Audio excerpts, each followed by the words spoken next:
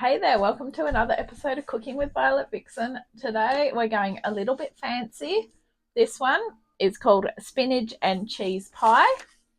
Here's what we need.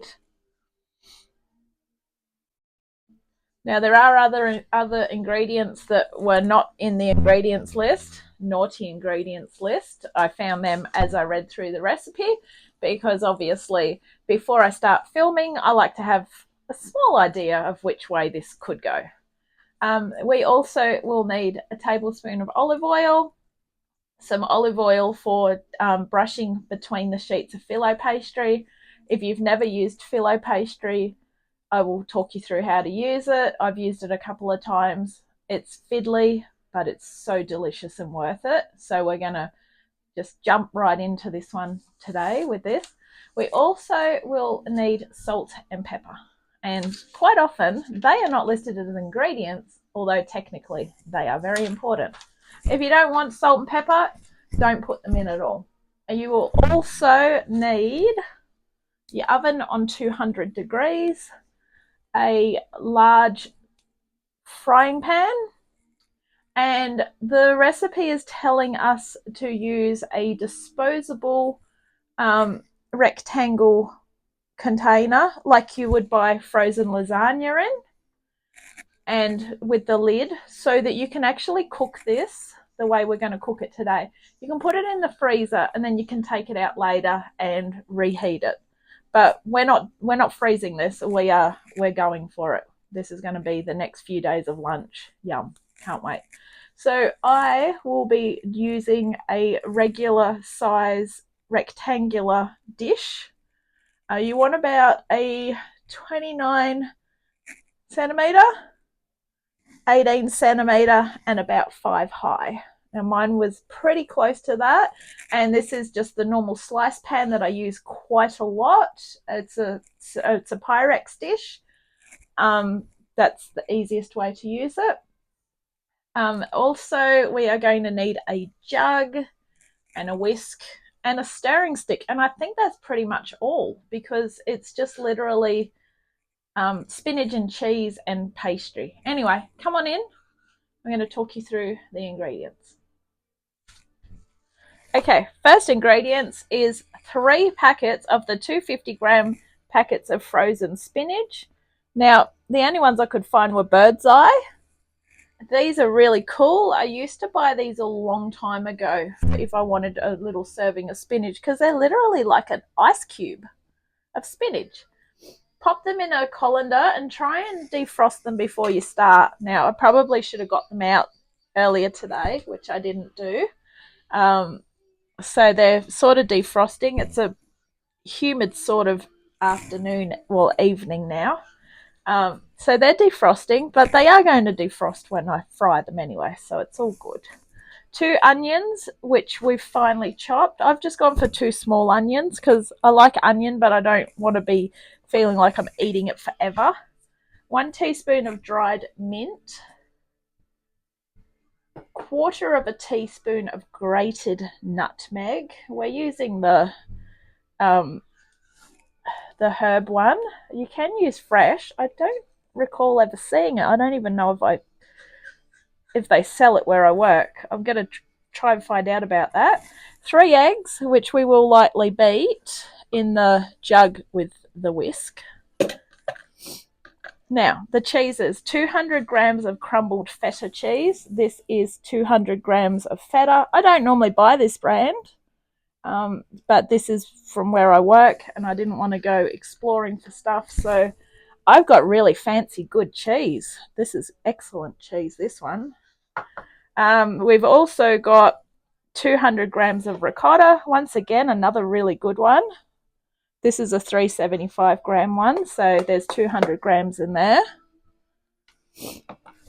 And 200 grams of grated parmesan. Now, I normally don't buy this once again. I normally get this from Aldi, but this is the really finely grated one that you put on top of your spaghetti bolognese, etc., etc. I'm using 200 grams of the 250-gram packet. So that I'm going to put back down the bottom of the freezer. This I'll probably use up in the next few days on some toast, just to get get rid of it. So that's the 3. And then the final ingredient is 6 sheets of filo pastry.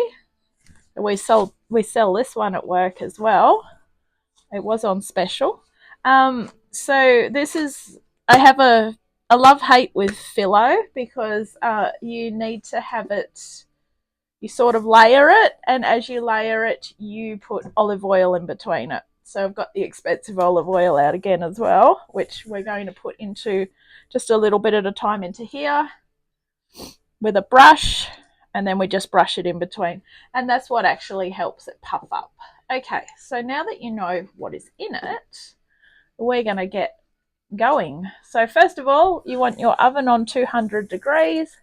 We're going to spray the pan or the dish, which, as I said, I have my Pyrex dish here.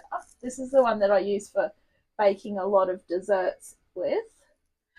So I don't have any other cooking spray other than canola oil, so I'm happy to use that one. If you want to use olive oil, just use a little bit of extra and brush it in. It doesn't really matter which way you do that. But we are going to get over to our stovetop, and we're going to heat our 1 tablespoon of olive oil and fry our onion. So let's go. So I always like to spray everything because I'm the chief washer-upper, and it just makes it easier for me. So along comes our 1 tablespoon of olive oil. I've just got to get a stirring stick.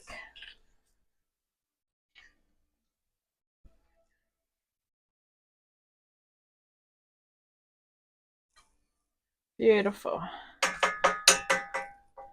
This olive oil is going to last forever, hopefully.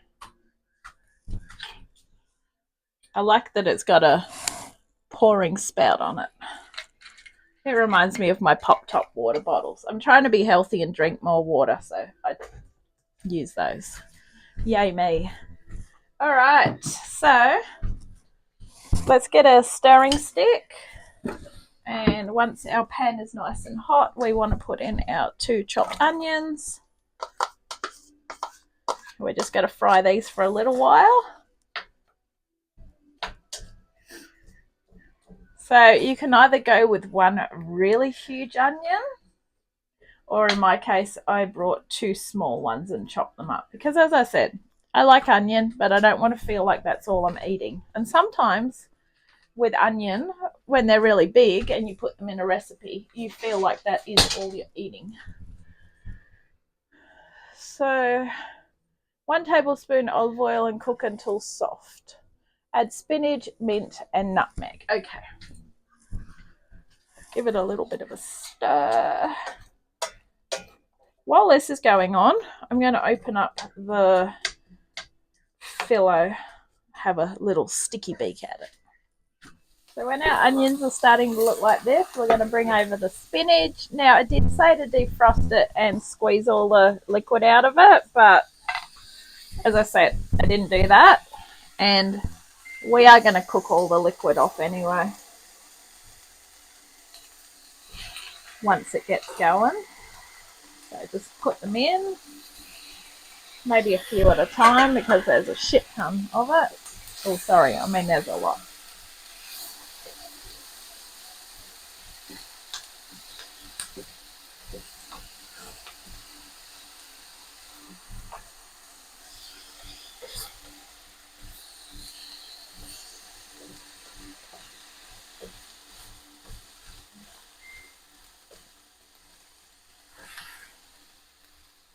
So if you think about it, there is actually 750 grams of spinach in this, because 250 grams by 3 boxes, that's a lot of spinach.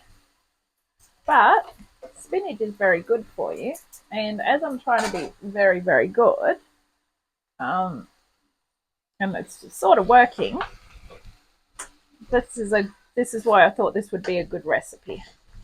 Filo pastry is supposed to be lighter and healthier for you. I guess the cheeses are like a luxury thing, and spinach is good because it's got extra iron in it as well. So maybe it might give me a little bit more energy. Who knows? But anyway, see how we go. So now the only other thing we need to add is our mint and our nutmeg. So let's go grab those while that is just chilling. Okay, so nutmeg is 1/4 teaspoon, and I can't be bothered getting the 1/4 teaspoon measure out. So what I'm going to do is I've got the 1/2 teaspoon, and I'm just going to use 1/2 teaspoon. So in goes said nutmeg, and we want 1 teaspoon of dried mint. The lid is stuffed on the nutmeg. I think it got dropped a very long time ago. All right, mint.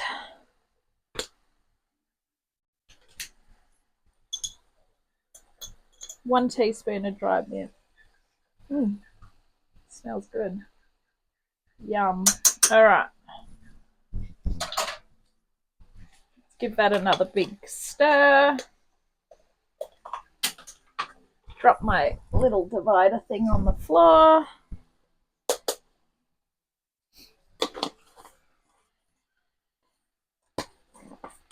All right, let's give this a really good stir now. So we just basically want all of this to get incorporated in. Once it's all cooked, we have to let it cool. So the best way to get anything to cool really is to take it out of whatever's hot, and you can actually put it in the freezer if you put it in the correct bowl. So I will get out Mr. Reliable Fancy white bowl once it's all done, and then I can put it into that. But because the spinach was frozen, we do need to make sure that we get as much liquid out of it. Otherwise, we're going to have to squeeze it back through the colander. And we don't want to do that. I'd rather just let it boil off naturally, because we want to try and keep the liquid out of it. All right. So I'm going to actually turn it up because we want to get it to boil off quicker. Or fry off, I should say. Sorry, not boil off, fry off. Here we go.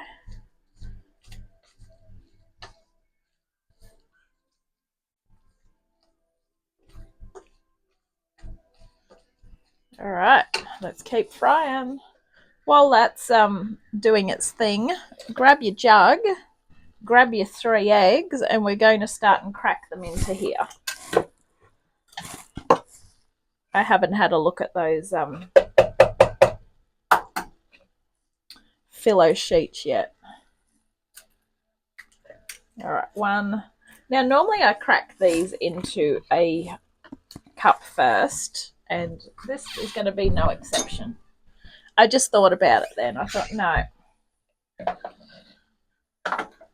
1 bad egg, and I've got to throw them all out. And I've got a few egg recipes coming up in the next few weeks. So now that I'm buying eggs from work, and they're a bit more expensive, but they're good, I don't want to waste anything. There's a few eggy recipes coming up. Let's just say that. Keep your eyes peeled and hit subscribe so you don't miss a moment. All right, so we're just going to whip those up. Now let's set these aside for soon. And we're going to get that bowl out that I was talking about, so that once this is all done, we can put it in to cool it quicker.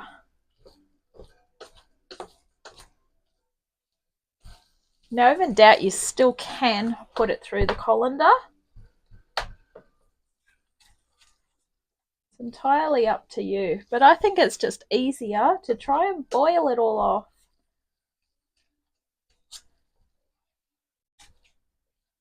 I'm going to get a bigger bowl than I'm thinking of, because once I put everything in it with all the cheeses and that, we're talking about another 600 grams of cheese going in with this, plus eggs, and we want to have plenty of room to stir it. So I think we're going to go for the big bowl.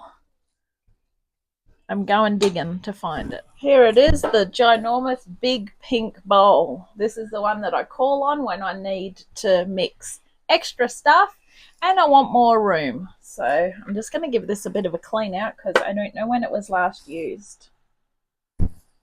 Cool. I'm going to leave it at this, and I have weakened. I'm going to put it back through the colander. So let's go. I wasn't going to put it through the colander, but I thought, nah, let's just do it.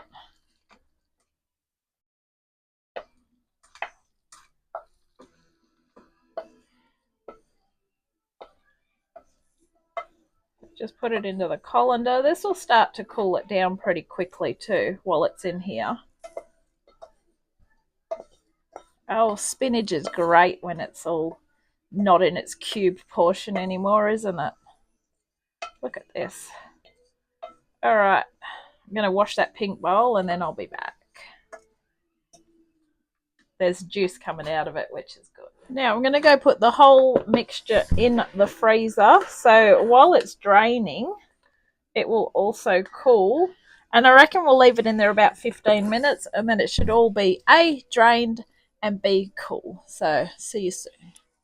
Now I'm cooking up a couple of veal schnitzels to go with this. I got these from work as well. So these are going to go as a sort of a side. It is recommended that you serve it with a salad anyway. But I'm just going to serve it with this. So I'm going to pop these in the oven because when we used to cook schnitzels, we did used to do them in the oven.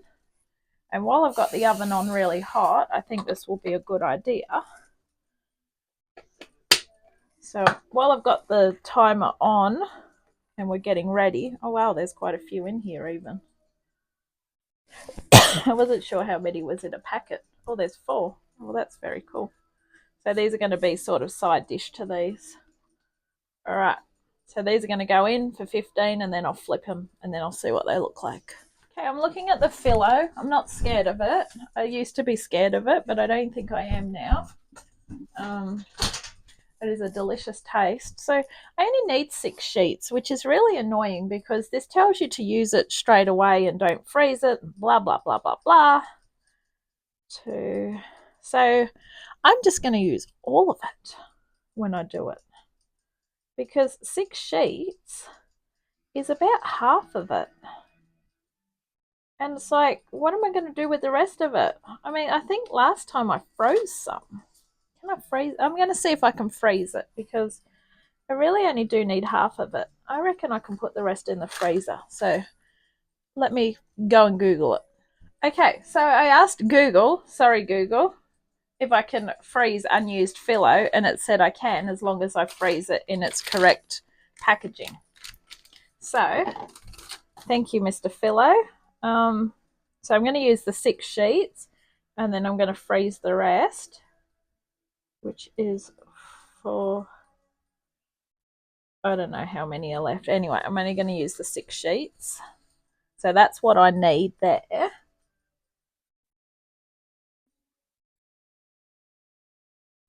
So now I've just got to find a recipe that I can use phyllo for. I guess when you freeze it, it's not going to be as good as when you have it fresh. But if you're cooking it, which most of the times when you use phyllo, you're cooking it anyway, right? So what I want to do is try and find a delicious like dessert with, I think I did something with apple and phyllo. Oh, yum. Phyllo's so good. All right, that's going in the freezer when I go to get the other stuff. And we are nearly ready to mix all the cheese in with the mixture. And the eggs, of course, too. Okay, about 5 minutes in the freezer and it's chilled enough. Okay, so we need to, what is it called? Season to taste. Oh my goodness, I just had brain failure there. Salt and pepper to taste.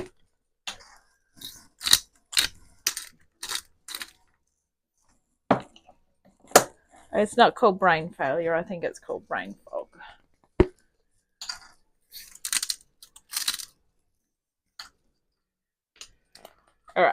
So as much salt and pepper as you want. If you hate salt or don't want salt, don't put any in. If you don't like pepper, don't put any in. That's your call. Alright, let's get a stirring stick. Make yourself a bit of a well.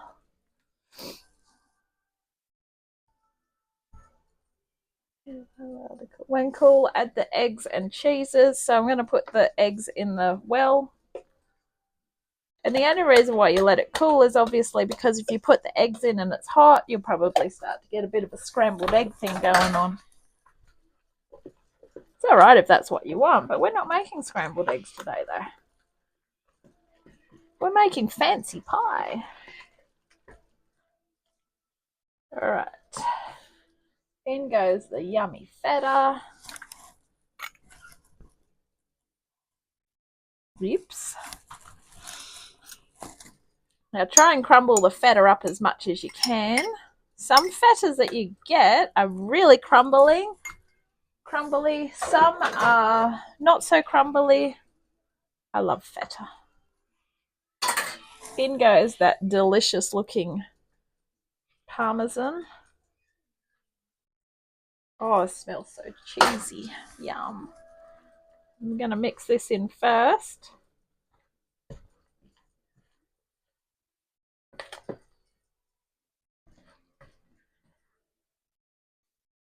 And then finally, we're going in with the ricotta. Now, ricotta is normally the one that you buy from the deli that they cut in a wedge. But this one here, this one's really good. It's a sort of a smooth one as well.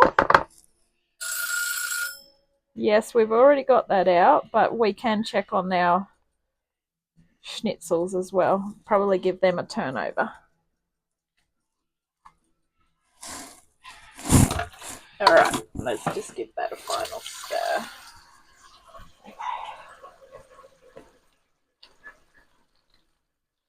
Oh, yum.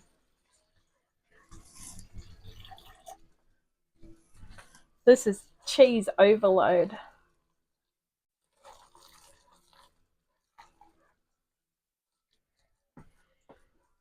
Ooh, yum.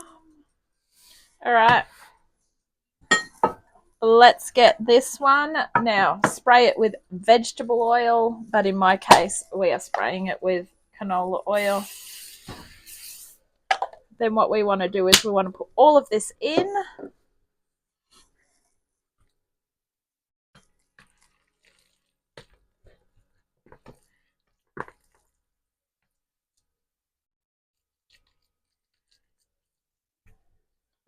Wow.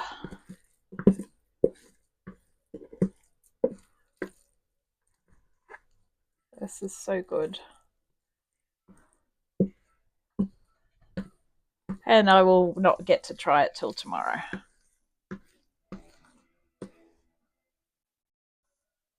Me and my napping. No, it's not my napping. It's because of my gym schedule. All right, so it actually fills the whole container. So a tip, make sure you put it on a tray when it goes in the oven, just in case it does happen to want to spill over. Okay, so we need, made a little bit of a mess on there, into our little tray here, or our little ramekin, pop some, oh, that nozzle, it comes and goes whenever it wants to. So what we do,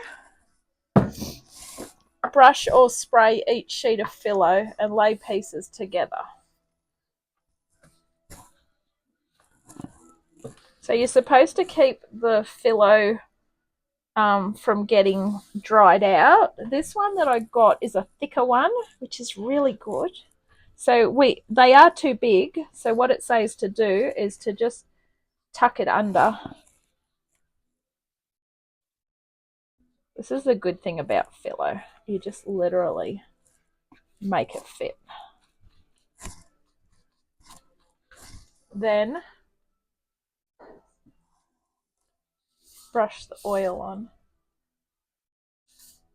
I'm sort of being stingy with the oil because I know how much it costs.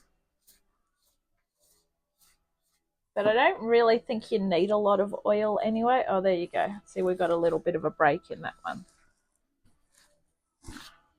No, we're better off going long ways.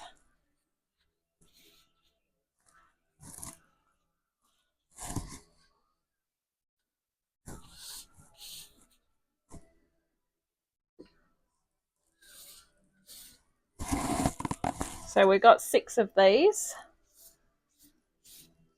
So you literally just keep going with it. Now what you can do, and this is what I'm thinking of doing, is try and do a little bit of a crisscross style. So instead of going straight with the next one, I'm going to go across like this.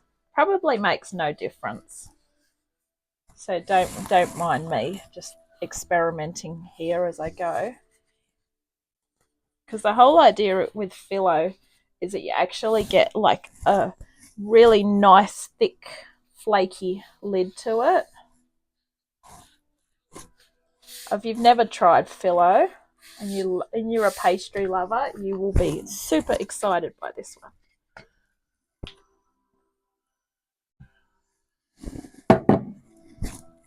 I don't like leaving the lid off the olive oil in case I spill it. A bit paranoid about olive oil. Since I nearly dropped one in my car a couple of years ago.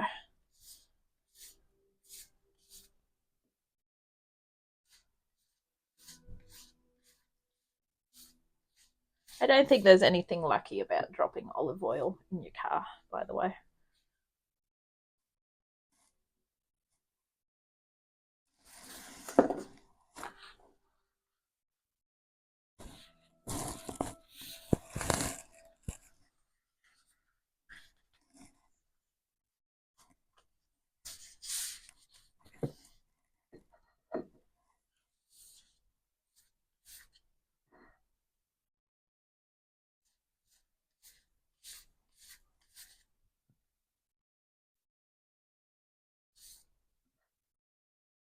Now, once we finally get this into the oven, we're cooking this for 40 minutes. I've got an extra sheet here. I'm going to go this way. No, actually, I'm not going to go that way. I keep wanting to go that way, but there's no benefit really because we're folding it under anyway.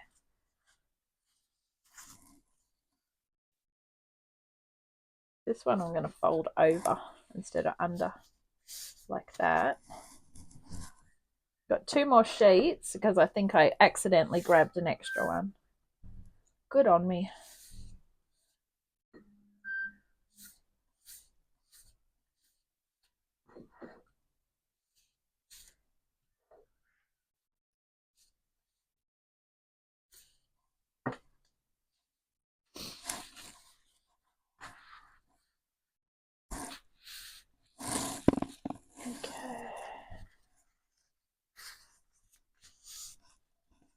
Folding that one in again. So phyllo pastry does start to dry out. So what they normally tell you to do is to use it with a damp tea towel.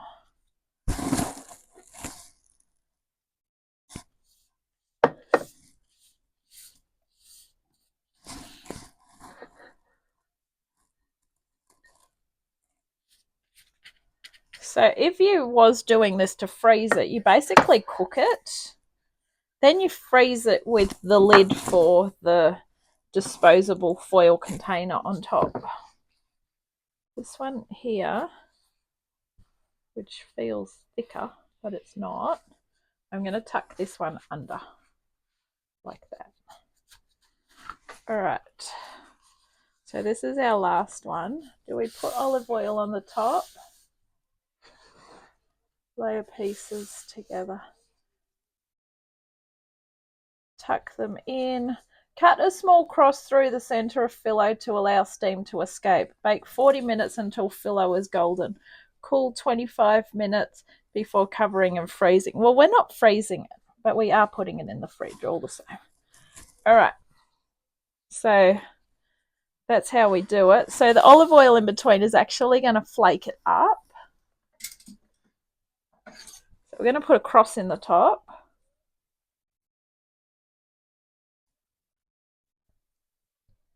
All right.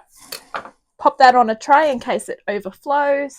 And I will see you in 40 minutes. Now, I've only given this 20 minutes, and because it was on 200 and the oven was hot, I went to take the schnitzels out, and this is burning here. So rather than leave it in there for another 20 minutes, I'm just pulling it out of the oven, and I'm going to leave it cool for 25 minutes. And then what I will do is I will see, and hopefully it is cooked, because if it's not cooked, I'll have to actually cover it with foil and put it back in again, because we need the filling to be set as well. So we will see what it looks like in about 20 minutes.